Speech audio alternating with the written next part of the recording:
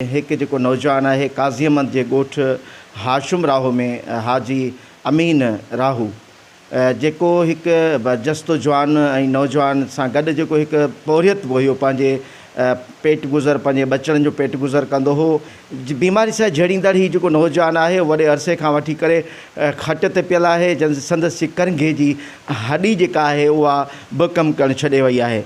असीं इन सिलसिले में उन सां ॻाल्हि ॿोल कंदासीं त हू हिन ज़िंदगी जे इन पीड़ा मां कीअं पियो गुज़रे। अचो त उन सां ॻाल्हि ॿोल करियूं। मज़ूरी कंदो हुअसि कराची में। मूंखे कुल्हे में सूरु पियो। उन कुल्हे जे सूर मां जेको आहे जो काफ़ी माना मां वेहंदो विच अची बीमारियूं पैदा थियूं। जेको आहे जो पासे में गुदूद भरिजी वियो। उन खां पोइ ऑपरेशन थिया पासे जो, वरी ॿिए बांह जो थियो। उन खां पोइ जेको आहे मुंहिंजो उथणु वेहणु हलणु फिरणु माना ख़तमु थी चुको आहे। मां चेल खां नथो माना उथी सघां, नथो वेही सघां। चेल खां माना नथो मां उथी सघां, नथो वेही सघां। हलो कोन था? न माना उथी कोन थो मां चेल खां सघां। जीअं सिधो सुतो पिया ईअं ई आहियां। तकलीफ़ जेका आहे माना चेल जे सूर जी आहे। नथी करे उथी नथो सघां मां। ये मुझो भाणे जो आहे कराची कम कंदो हो।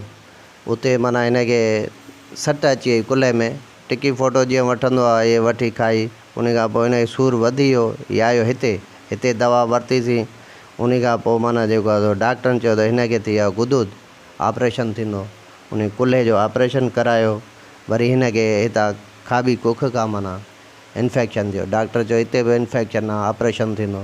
इहा तकलीफ़ आहे करंगे जी जेका उथी वेही कोन थो सघे, हलण खां माना लाचार आहे। इन में माना टाइम लॻंदो इलाज लाइ माना 6 महीना लॻनि, साल लॻे।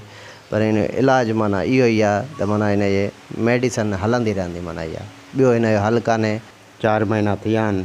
जेको पैसो ॾोकड़ो हुयो प्राइवेट इलाज करायूं पिया। काफ़ी दोस्तनि हेल्प कई आहे।